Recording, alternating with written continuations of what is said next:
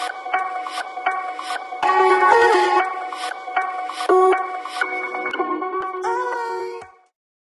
everyone, I am Dr. Shaylee here at AlignLife of Sugar Hill, and I'm here with Dr. Debs, who has been in practice for 26 years as a chiropractor, which is so cool. I know, I only look like I'm 26, but you do, you truly do.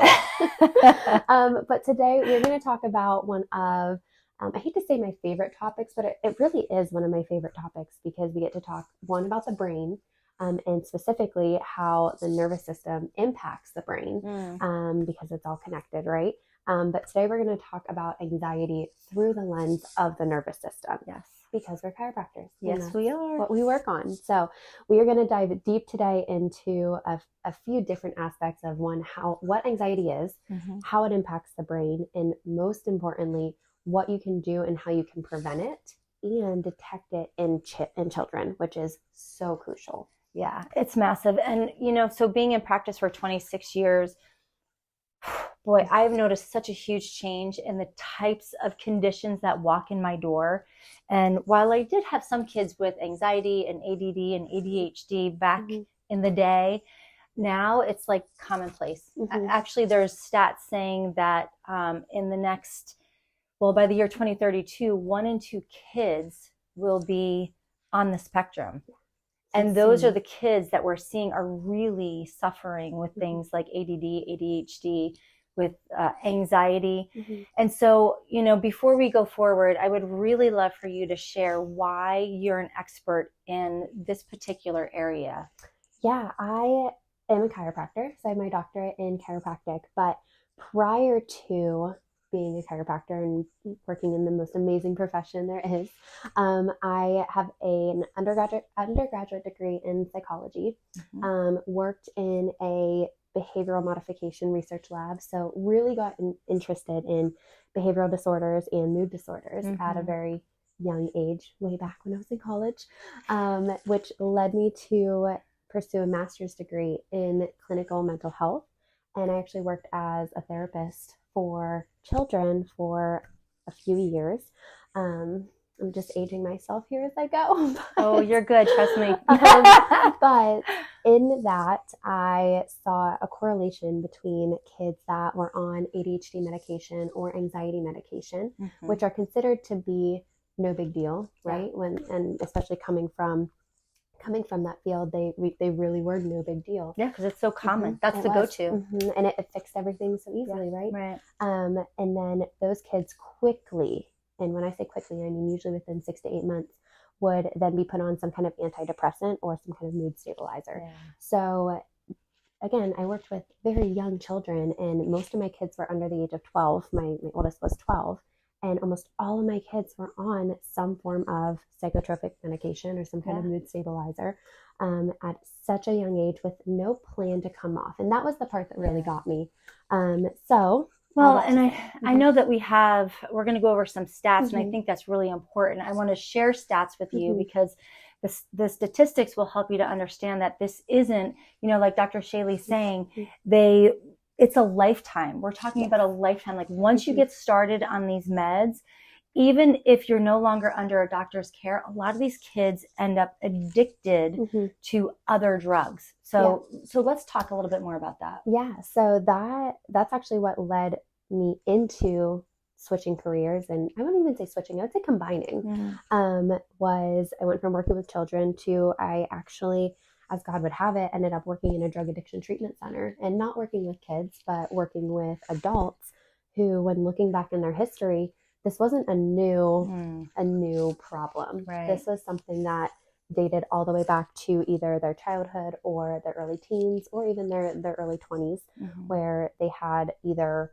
an issue on the mood stabilization side or they had an issue or an injury. So all that to say, it all connected, and now I love advocating for the mental health field through the lens of the nervous system in chiropractic care, which is so important, especially today with some of the stats we're going to go over, which they just keep going up and up, guys. It's crazy. So on the adult statistics that we'll start with, 19.1% of adults are on antidepressants.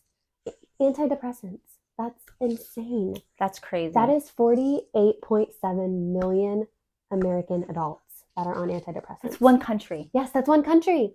And one of the, in my opinion, the most well-rounded and the most successful countries there is. And we are one of the sickest. Yeah. That's insane. Reliant on medications just to get through the day. This makes me so angry. Yeah. Usually we're a little more uppity up, but this one's hard. 31.1% of adults are expected to have an anxiety disorder at some point in their lives. Yeah. That is huge. And when we get to the kids, they're slowly trailing behind. 8.43% of children are on some kind of psychiatric drug. 11.5% of youth report major depression, not depressive symptoms, diagnosable major depression. Yeah. And 6% report having a substance use disorder. We are not in a healthy time. And that's children. So imagine this. That small number, 6%, is in children, and those children are going to grow to be adults. So those numbers continue to get bigger as they grow into into their adulthood, which is what you experienced. Yeah, working in that arena. Yeah, and it is not something that we're banishing. We understand there is a time and place for medication, but it should not be the first resort, and there should always be a plan to try and wean off if possible, and make sure that we're doing everything we can to prevent it from occurring, which includes intervening early and recognizing the signs. So this is our cry for you to take action. Make sure that you know the steps that you can to see it in your own kids, your nieces, your nephews, your friends' kids. You know people. And talk about it. Yeah. You're never going to, I shouldn't say you'll never offend somebody, but in the end, they will appreciate if you have concerns and you know the way to approach it. Yeah. You know what? Nobody wants to be called out or their child to be called out and say there's something wrong with your child. But, if you can really connect with somebody on an emotional level to help them to understand how much you care. Yes. Again, some people may get offended, but ultimately it raises awareness if somebody isn't otherwise aware that there's something wrong with their child, or you're not aware that there's something wrong with your child. Absolutely. So this is our urgent need ever since the COVID-19 pandemic. So ever since 2020, these stats have gone up and they're continuing to rise. I mean, we had the most toxic exposure we've ever had in history, honestly. We have had isolation. That is the worst. It is the worst. Which includes lack of human touch, which is so important for developmentally kids growing and developing. And then what happened with so many of these families, we're so used to having our electronics.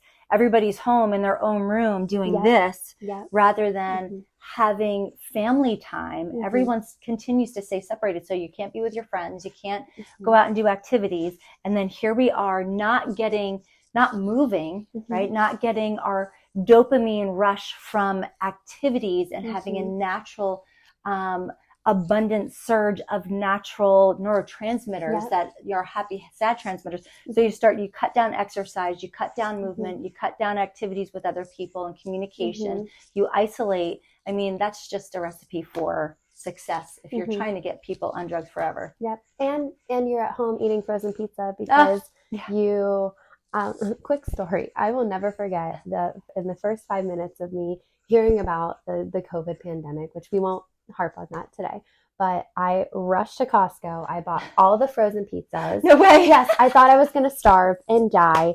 And I bought pasta, not gluten-free, very unlikely, sauce and frozen pizzas because I was scared for 5 minutes, right? And I get home and I was buying cows. I was in college, so a little different. Well, grad school. And so I get home and then I just laughed. I was like, well, if whatever this thing is that's coming out doesn't kill me, then eating all these GMOs will. So either way. Yeah. And honestly, so we were in practice and we saw so many of our patients gaining weight and getting depressed and having anxiety. And one of the other statistics I'm going to throw out there real quick is that one thing that we found is that people ended up working more when working from home, which again, mom or dad are sitting in front of the computer working, having their Zoom calls or whatever it is, whatever their thing is, while the kids are off watching TV or playing with their own electronics. So it's a problem. People are working more, they're staying home, they're less active, they're eating like crap. And this all leads to chemical, physical, mental, emotional, and nerve system imbalances. Well, I am so glad that at least we're talking about it now, and now we know better. I no longer run to Costco anytime we have a fear about starving, but I go there for other things. Today's goals are, one, we're going to understand what anxiety is. A lot of people have heard about anxiety, but what it looks different in children, I will say. So we're going to talk about those differences today, talk about how it can manifest into behavioral issues in kids, because they process differently because their brains aren't fully developed yet. How the brain and the nervous system regulate the anxiety provoking emotions and the anxiety provoking responses, subtle signs that you might not recognize, and also the gut brain connection. So huge. So we will dive into that today. We also will have resources available at the end of this webinar, both for our office as well as some local and national resources. If you or someone you know is struggling with anxiety or depression, make sure you get them help quickly rather than waiting. So treating anxiety, what I like to call it pseudo treating. And the reason I say that is because the first thing that providers do, and again, I came from this field, is medication, right? Which I understand you have a concern, especially if someone has suicidal ideations. You want to make sure you intervene early and quick. It can be desperate measures that need to be taken in the beginning. So what medication does is there's a chemical imbalance in the brain, and it helps. We call it pseudo because it gives false chemicals that help trick your brain essentially into thinking that it's functioning better. And some of those chemicals include, it helps with dopamine, serotonin, cortisol, epinephrine, and adrenaline. Epinephrine and adrenaline typically present to be too high in anxiety disorders. And serotonin and dopamine typically present to be too low in anxiety disorders. So whenever you're looking at the chemical structure of the brain, which we'll get to the gut in a second, because that's we have to talk about the gut. Most people don't understand that you have to talk about the gut when you're talking about the brain, because they're wired together in a way that you can't separate. No, you can't. And so these chemicals, they're called neurotransmitters. They're responsible for transmitting messages within the brain, and it's checks and balances, right? So each chemical has, which we'll dive into here in a second, but each chemical has its own purpose, and one balances out the other and back and forth, right? So if you have too much or too low of one, then the brain's not able to fire or get the right messages to the right areas. It's kind of like we live in Atlanta. So if you jump on the highway and there's construction, you may be going in the right direction, but in Atlanta, Lord bless, you never know where you're going far, very fast. Or you're supposed to get off that exit, but there's construction, so you can't. So you have to keep going down 285, and then you end up in another state. But that's exactly what happens in the brain. If you don't have the right neurotransmitters sending the right messages, they're being sent, but you don't know where you're going. And then it creates some symptoms that may present as a mood disorder. Right. So what causes anxiety and where does it even come from is a huge question. So early brain development, which this is where I love your experience on this, Dr. Deb, because you've been seeing kids and moms and babies for 26 years, which is amazing. So early brain development and the thoughts, toxins, traumas that either mom in utero is exposed to or the baby early in life. So, we may have talked about this in previous episodes, but what most people don't understand is infants begin to have their first primitive reflexes in utero. So if mom is under stress, let's say mom is in an abusive relationship, or mom is working a lot at a job she hates, or she's stuck in traffic and it stresses her out, or every time she sits to pay the bill, she's like, it could be a lot of things. When mom is experiencing stress or trauma, the baby naturally understands, baby doesn't have to have intellectual intelligence, right? Educated intelligence. It's not something we learn. It's something that's innate within us that helps us to grow and develop in a healthy way. Those reflexes protect the baby. So the baby naturally does this and slows down the heart rate, slows down digestion, slows down every body part that keeps the baby alive, so the baby can protect itself and allow mom to have all the energy. Yeah. So when, as mom is trying to deal with her own stress, the baby's also blocking those stress chemicals from getting in. So as the baby deals with stresses throughout the pregnancy, when the baby is delivered, oftentimes it interferes with the baby's ability to be delivered in a natural way, because the baby never developed through all of the reflexes, which interferes with the reflexes that allow for delivery to happen. Yes. And then a baby is born, and of course we look at that baby fresh and new as soon as they come out of utero, in utero.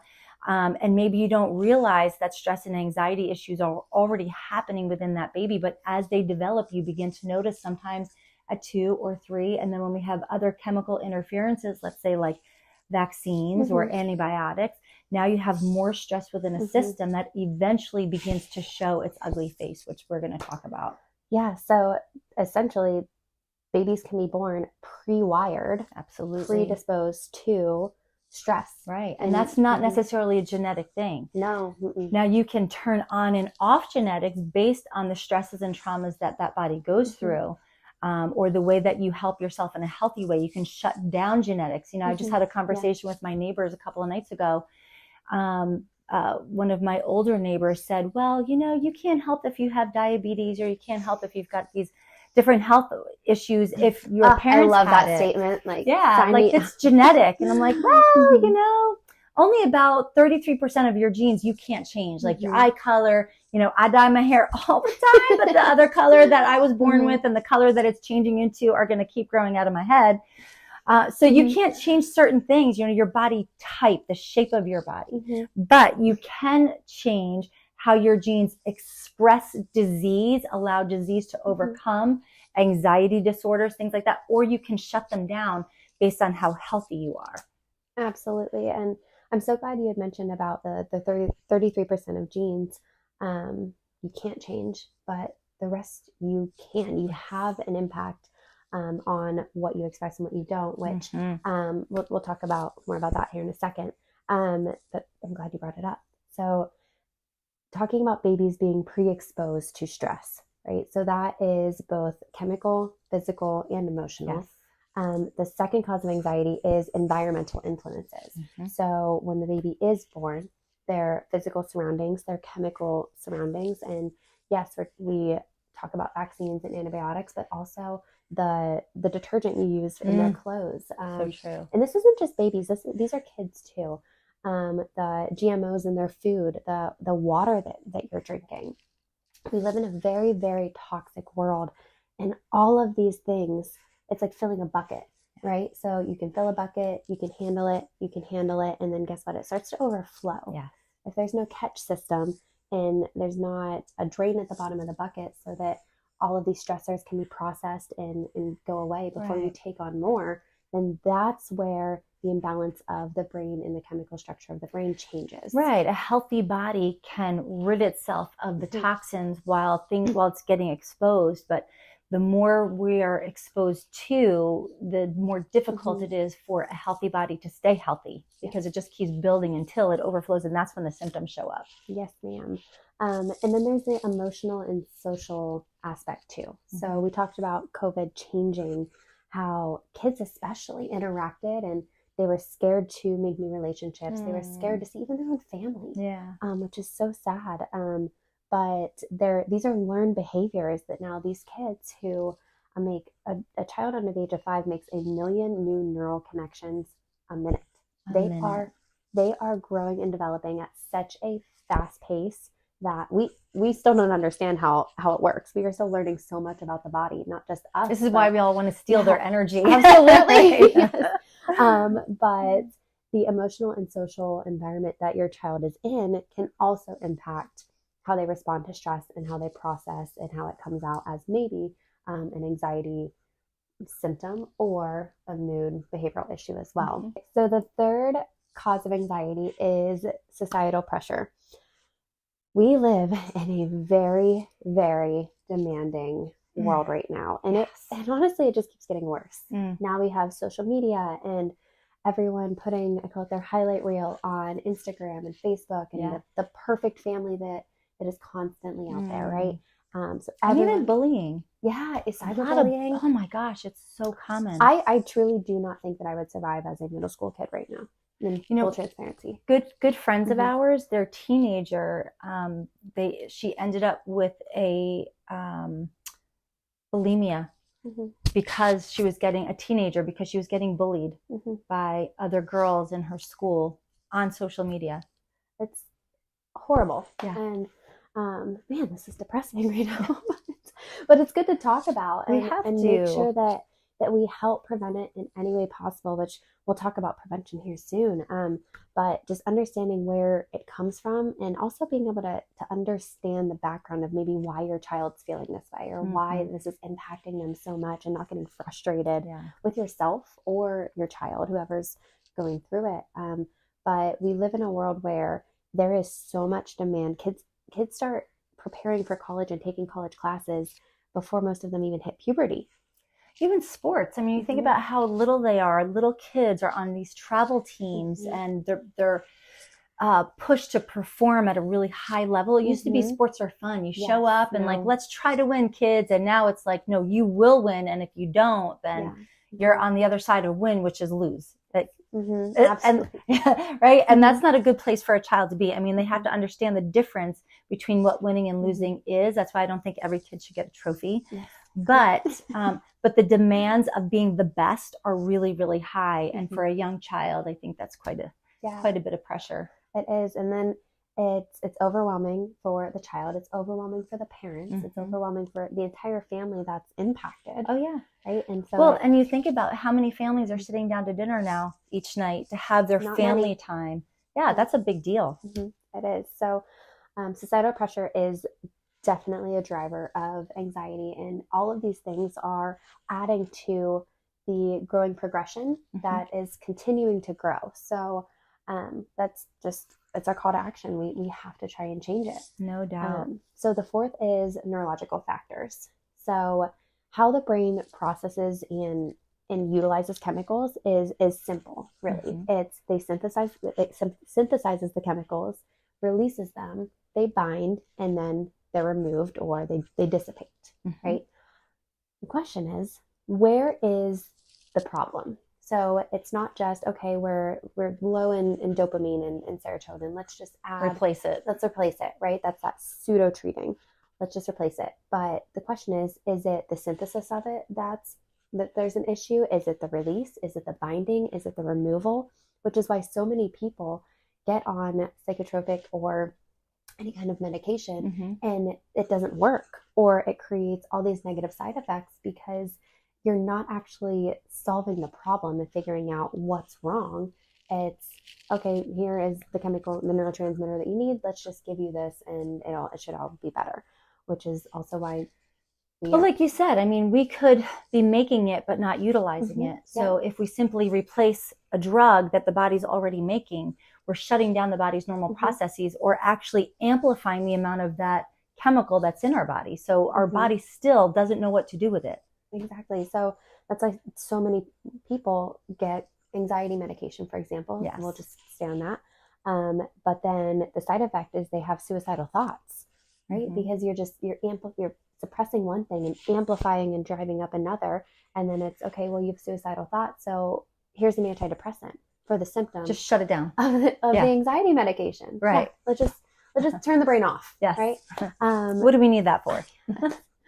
So the fifth cause of anxiety, which we'd already touched on a little bit, is genetics. And I know you love talking about genetics. So you've actually, I think, got dinner with Bruce Lipton. I did. Yeah, which is super cool. Yeah, super great guy, highly intelligent. If you've never heard of him, one of his most famous books, I would say, is Biology of Belief.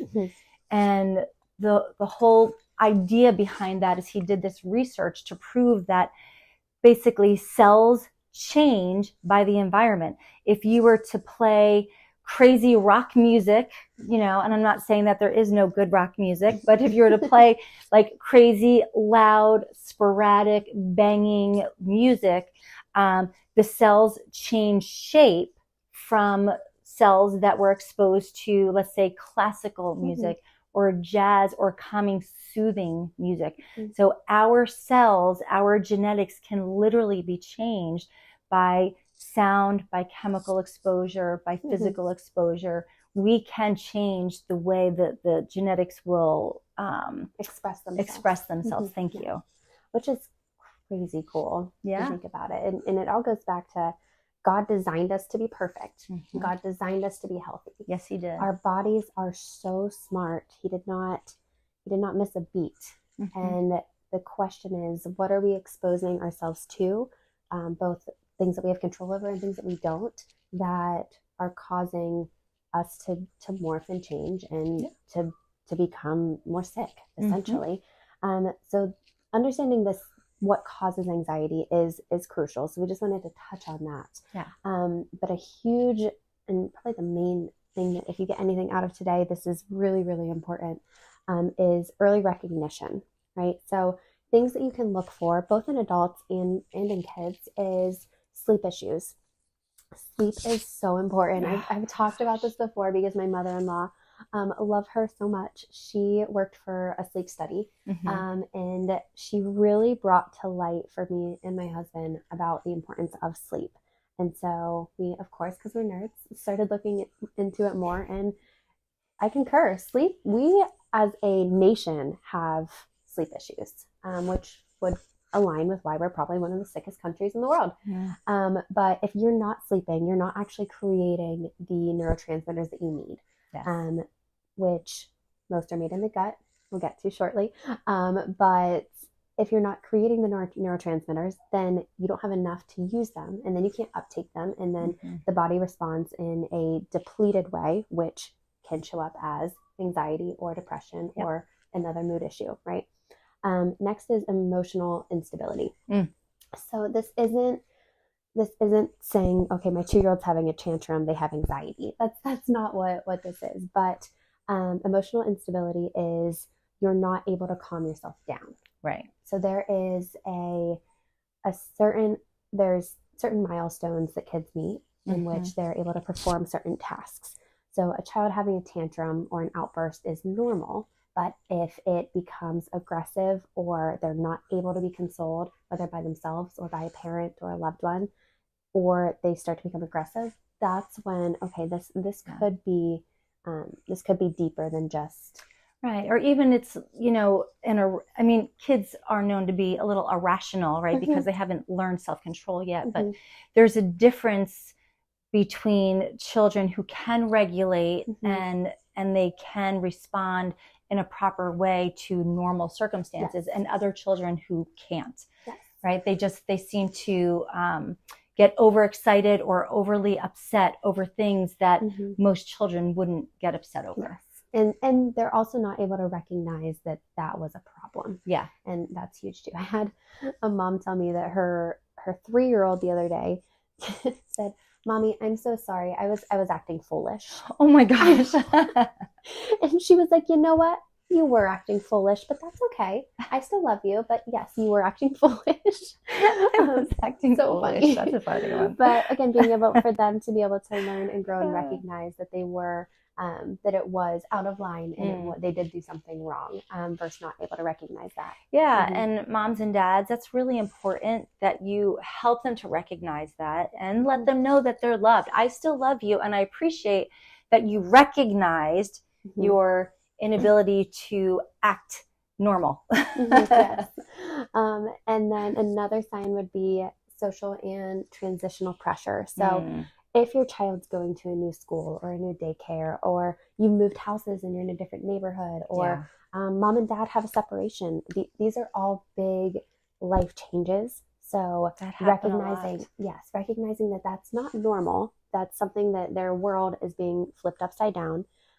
Even going to a new school, that's flipping their world upside down, which is okay. It has to happen sometimes, but recognizing that there may be some behavioral modifications during that time. Right. And that could lead to possibly becoming more of a long-term issue, or they may process through it like they should, which obviously working on their nervous system helps with that. Sure. And also having the conversations, you know, Yes. you may experience these things. These are real things. I want you to come to mommy and talk with me about them. Even with toddlers, they are smart. They are smart. I mean, it's amazing. You know, most of our learning, the greatest learning space that we have in our lives are really up to the age of 5. So the things that you teach your child, number one, how to eat, how to think about food, how to think about emotions, how to act and react to things.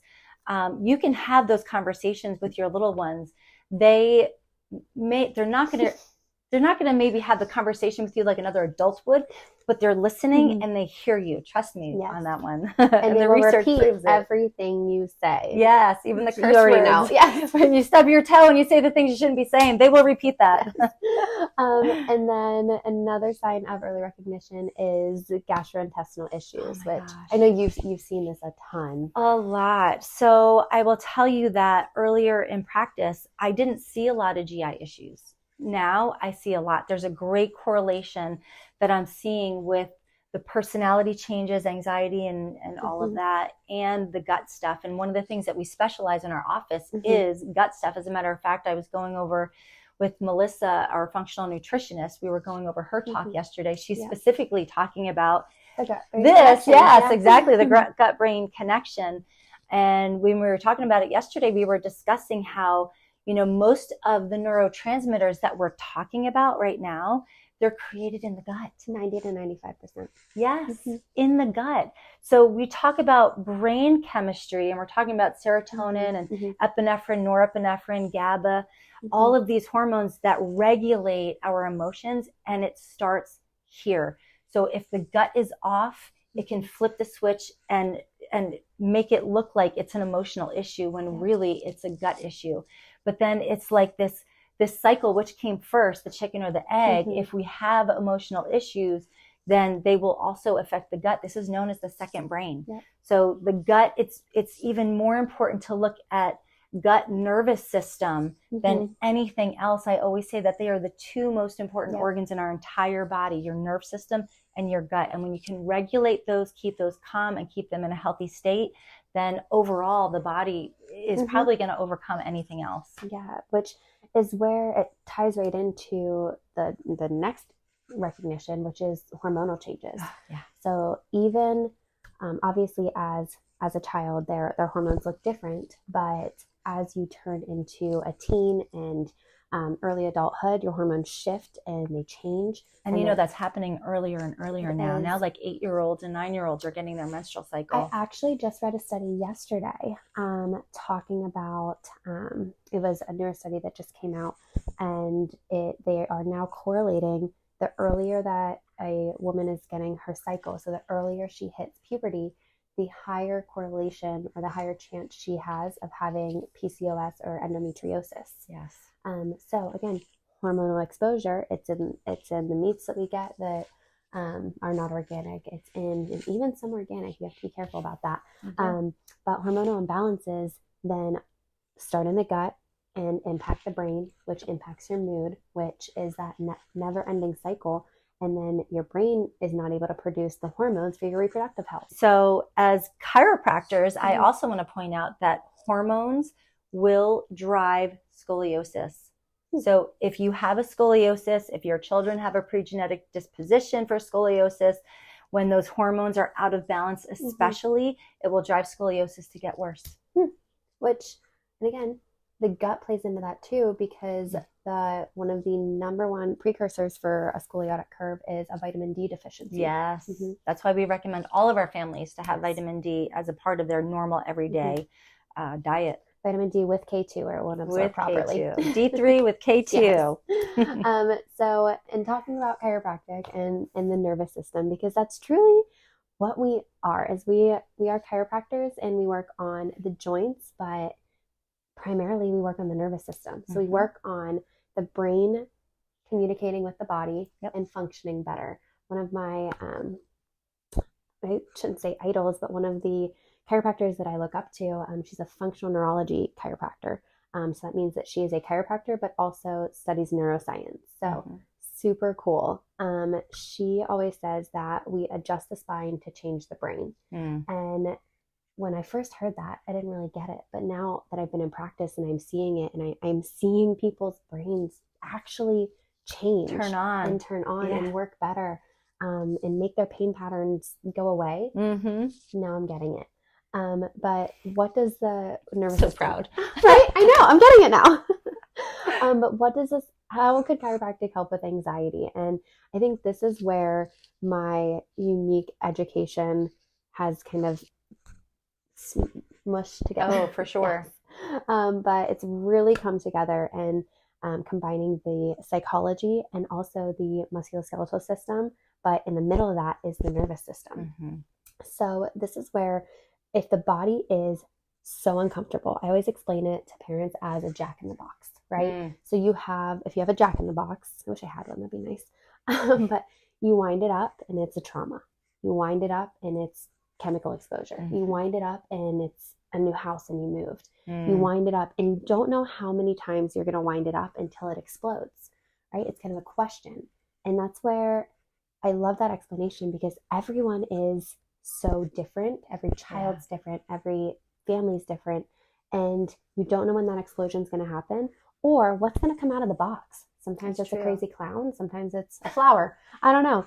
But I feel like we're constantly living on that edge of not knowing what's going to happen next. And oftentimes we don't know what role we play in keeping control over that. And something that I think a lot of people don't understand, and this again is something that we just went over yesterday with Melissa, is that our bodies cannot function in fight or flight and rest and digest at the same time. So when we're constantly functioning in a state of stress, meaning the chemical exposures, the emotional stress, physical stress over and over and over again, and we keep doing this, the more we stay in this mode, the rest and digest isn't working. So we shut down the body chemistry, the body's ability to produce and utilize the chemistry that our body makes, because we're constantly in this stress mode of trying to survive. If we stay in survival mode, we grow up to be sick adults on anxiety medication that can't regulate our own ability to think through things in a normal, healthy, natural way. So neurotransmitters and anxiety, and I know we're talking a ton about neurotransmitters, but it's because they are what cause mood dysregulation, as well as leading to the diagnosis of an actual disorder. Right. So serotonin is a big one in anxiety, and it's essentially the feel-good neurotransmitter, right? Makes you feel good, makes you happy. It also plays a role in motor skills, and it's a natural mood stabilizer. So if you're having a bad day and someone hugs you, it helps release serotonin and dopamine, but so then you feel good and you feel better. Right. That doesn't solve all problems. No. But it's a necessity. It is. But it also is crucial in eating and sleeping, because it helps you digest. It's that parasympathetic, like rest and digest that we talked about, as well as sleeping. So making sure that you're calmed down and able to fall asleep at night and get a good night's sleep. So another neurotransmitter, and we talked about it briefly, is GABA. So serotonin is the feel good. GABA is the calm down. So it reduces excitability. So it helps you just relax. This is actually what is the target neurotransmitter in like a benzodiazepine. Right. So most anxiety medications are some type of benzo, and it's because it targets GABA and helps it like when you're talking about like ADHD, you have that hyperactivity disorder, GABA or the benzodiazepine is attempting to calm that craziness down. So there are multiple brain regions involved in anxiety specifically. But again, we're still learning more about the brain every single day. It is incredible. It is so incredible and does so many amazing things. If that alone doesn't make you believe that there's a higher power. Oh, I know. Like it is truly amazing. I mean, think about the woman's body creating, like you don't have to think about a baby developing. It just does. You don't have to think about body chemistry working. It just does. It's crazy. It's wild. You don't have to think about teaching your child how to walk. They figure it out. They do. They learn and grow and develop through watching and learning. And you don't teach them how to learn. That's the crazy part. Right. And science is still trying to figure it out. So that means we are not man-made. We are of a higher power. We talk about God, call it what you want. Yeah. But we understand that this is not something that a human being could have created. No, absolutely not. So talking about the most complex part of our body, which is the brain, we're going to talk about 3 areas that are involved in anxiety specifically. So the amygdala, it's a small part of your brain, but does a lot of things. This triggers your fight or flight response. So there is the fight or flight, which is your sympathetic nervous system. So if you're running from a bear in the woods, your amygdala is what helps identify, okay, that's a bear. It's bigger than me. I am outnumbered here in regards to size. I need to get away from this situation. So the amygdala helps make that decision and then triggers the cascade response for increasing the release of blood sugar essentially in your blood so that you can have more energy to get out of the situation, and does a ton of other things. But when we're talking about stress or anxiety, the amygdala plays a huge role in that. And I think this is what Joe Dispenza refers to. Dr. Joe Dispenza, if you haven't heard of him, you should look him up. He talks about how we could have some genetic predispositions, like ranging, way back, like multiple generations. We carry this on in our amygdala, this fear of certain things that that when your child, you think this child that just showed up out of nowhere, and it didn't. It actually could run in your family line, in your genetics that you're carrying through. And again, more exposures to more toxicities and more stresses enable us to expose those pre-genetic dispositions. So speaking about fear response, next is the prefrontal cortex. So the prefrontal cortex helps with planning and then also decision making. So again, there's a bear in the woods. Does the bear see you? Should I run? Should I slowly back away? That is the prefrontal cortex and helping you plan out your course of action, which in anxiety can impact social situations a ton. So this is where some people have social anxiety.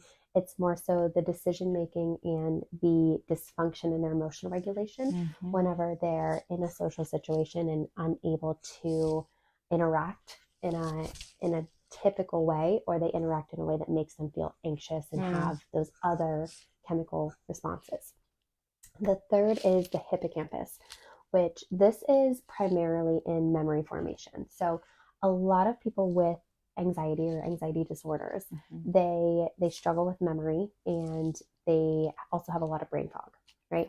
So if we're using the running from a bear in the woods example, if you're running from a bear in the woods, you're probably not taking in like the mountain scenery and remembering where you are or where you came from. You are, I've got to get out of here now. So it suppresses that ability to make memories and or remember things in that moment. So that's where chronic anxiety can lead to issues with memory and planning and decision making, and also constantly being in that fight or flight. And let me just throw something out there, because these are all adults that are watching this right now.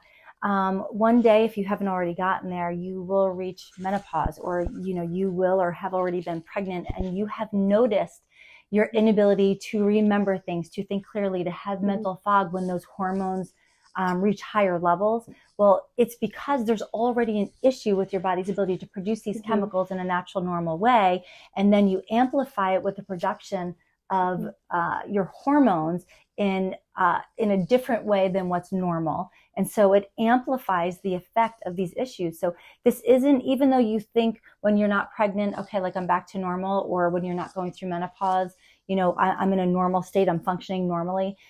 it's not, don't wait for symptoms to show up. We have to take care of these things when the kids are little, so we can start teaching their bodies how to grow and develop in a healthy, natural way. So when they do get pregnant one day, and hopefully they will be able to, if we start getting them healthy at a young age, they can go through a pregnancy, go through menopause, all the normal stages of life in a healthy way. So the things that we do now for these kiddos are going to affect them for the rest of our lives. My pastor said, and this has stuck with me for many years, we're not raising kids, we're raising adults. So we can't think about the here and now, think about tomorrow. All the things you do today matter. Absolutely. So, and priming essentially is what you're saying. So making sure that they're primed for adulthood and primed to have good bodily responses, like they are designed to do. Yes. Which leads me to neuroplasticity. I love the field of neuroplasticity. It is so cool. And to give you an overview of what it is, it's essentially the body's ability to change and adapt, right? So cells are able to change and adapt. The brain specifically, it's called neuroplasticity. The brain has the ability to change and adapt, both in a positive way or a negative way. So when we're talking about chronic anxiety and chronic mental health issues, when studies have shown that when kids, adults, any human is exposed to anxiety or mental health issue long term, or I should say, they're exposed to stress is what I mean to say, long term, the areas of their brain, such as their hippocampus, their prefrontal cortex, even their amygdala, they actually change in size. So they actually shrink, right? So the body is adapting because it's trying to alter the response that the body's having and make changes so they're not as impacted long term. So it's changing the shape of these parts of the brain, which is insane. And then it also changes the neurotransmitter system and the way that they function. So when you're talking about long-term stress and how it disrupts bodily functions, both in your GI, in your brain, how your heart functions.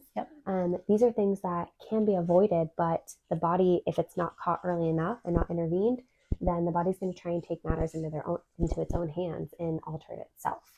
So when talking about increased sensitivity and future stress responses, this is where the neuroplastic changes that your brain has made make kids or adults more hypersensitive to reacting as they get more and more exposure, right? So a child that has had a lot of stress in their before they were an adult, and they're constantly reacting when they get to their adulthood, they're essentially on high alert.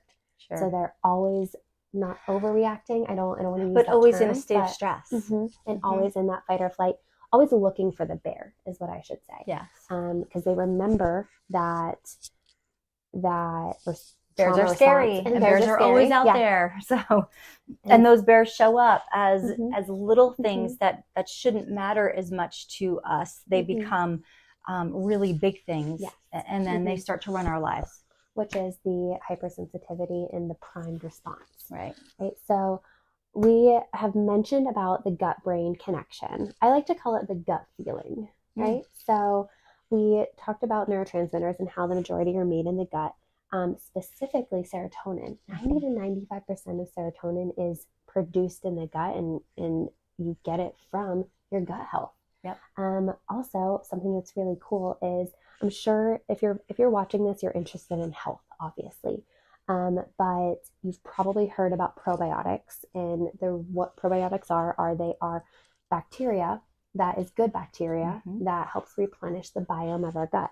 We are pretty much water and bacteria. That's what we're made of, right? So we shouldn't be afraid of bacteria. No. Right? Like all this hand washing, yes, wash your hands, but we are so over inundated with the thought that all bacteria is bad, and it's not true. Is not true at all. We actually need it, and not just for your gut health and to help you digest food and process that and excrete it. I mean, utilize it, but actually the chemicals that the good bacteria in your gut, the chemicals that they release actually help support neurotransmitters in your brain. So it helps with that that healthy functioning of your brain and your mood and your emotions and being able to regulate. And it's the bacteria in your gut. Yeah. It's kind of crazy. Now, I want to also dive just a little bit deeper on this, just to help you to understand that that doesn't mean run right out and go buy a probiotic. Thank you for saying that. Yeah, because people are like, well, I'm on probiotics. That's great. Yeah. And something that you need to understand is we should have a healthy balance of bacteria. So there are good bacteria and bad bacteria that naturally belong in our gut and in certain parts of our gut. If those get off balance, that's where a large part of the problem is created, as well as leaky gut syndrome, which many of us have because of antibiotics and vaccines and genetically modified foods and all of the things.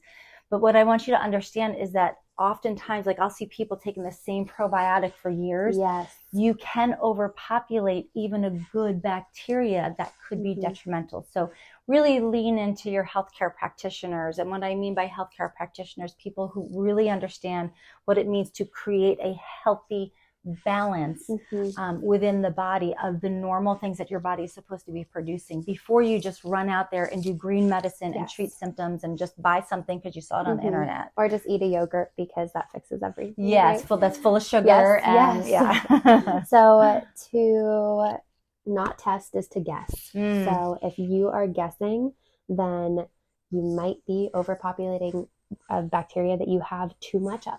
Right? Or feeding the bad bacteria because they might like the same food essentially, right? Very so definitely if you think you have some gut issues, which most of us do, reach out. We would love to, we do stool testing in our office. So that's something that we can actually, I won't dig through your poop for you, but I guess if you really wanted me to, I probably would. It's a stool test that you do at home. So you actually take different samples from your stool or from your child's stool. You send it to a lab, and then they send you back a ton of information about your gut biome and what's actually going on. Yes. And then we know what supplements and or foods that you need to eat so that it can help repopulate and grow the way that it's supposed to. Yes. So that's the gut feeling. And the gut feeling is essentially, if you feel like something's off, something's probably off. Yes, for sure.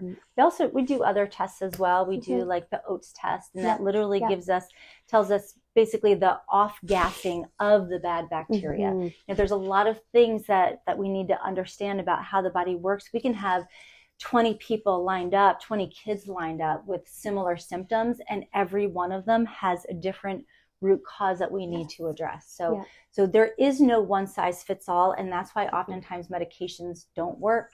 One, because we don't know if the body is producing what it needs to. And so that's why it may be showing that it's too much or too little on a test, or if it is making it and it's not utilizing it, or the body it doesn't know what to do with it. So we have to figure out where the root cause of the issue is before we can move forward in telling you what to do. So we've talked about functional medicine a lot today, but how can chiropractic help? We're pretty good at it. So we talked about how the nervous system is kind of like a jack in the box. Like you wind it up, you wind it up, you wind it up, and you don't know when it's going to implode. And an implosion may look different for everybody, but what we do and why the nervous system is so important is we essentially unwind everything. And that's why in our office, one of the first things we'll say to you is you may get worse before you get better. Because we're unwinding and we're not sure what symptoms are going to occur because your body has done such a good job of suppressing everything through the winding up, right? So as things unwind, it helps your body regulate between sympathetic and parasympathetic. So our ultimate goal is that your brain is able to adapt to the world around you better. That's it. Right? And if you can adapt to the world around you better and you can function better, that means that you're a better mom, you're a better daughter, you're a better person in general. And you're also not pre-exposing yourself to all of these health disparities that your genes may carry. True. So, first and foremost, we have a nerve system, which was the very first thing to develop in utero within 14 days of conception. Then we grew the spine and the skull to protect those things. In chiropractic, we're looking to figure out how do we remove that interference so your nerve system can continue to develop and express itself in a really healthy way. the really cool thing about the nerve system is as we begin to do this and we unwind it, your nerve system has the great ability to regenerate. Yes. So no matter what age you are, I don't care if you're in your 80s, your nerve system can rewind itself and begin to regenerate in a healthy way. But as I said earlier, just as it took repetition and time to break down, it takes repetition and time to rebuild. So this is where being patient, you know, like when your child starts and, you know, it's most of the time when kids get adjusted, they poop and they sleep. Adults may take a little longer to see those types of changes. Most of them poop and sleep too, though. They do. And I always warn them, we always have to warn people like, hey, this could happen. If your kid has a blowout after they get adjusted, it's our fault. We did it. But that's a good thing because the body is saying, whoa, I just recognize that there's something that doesn't belong in here and I need to get it out. And that's no different with a fever. Sometimes when we get kids that come in and they're sick, if I can get them to actually spike a fever, I'm really happy about that because that means their body was like, oh, there's something here that doesn't belong. There's bacteria that's overwhelming my system, or a virus that's overwhelming. Let's get rid of it. Let's squash it. So the fact that symptoms may show up could be a good thing. Actually, they're a really great thing when you start getting adjusted. The problem with most of our kiddos is they're expressing symptoms over and over and over all the time. And that is a stress mode. That's survival mode. So that's what we want to break that pattern. And we can do that. And the goal of chiropractic isn't to cure anxiety. That's never, it's never an end all be all. It's going to cure anything. That's not what we're saying. It's our goal is to remove tension, help the body process better, prevent their bodies from not being overtaken by a bacteria or virus, and essentially helping them function better so that their body's at ease and able to process stressors the way that it was meant to, because their stressors aren't going away. They are just going to keep piling on and piling on and piling on.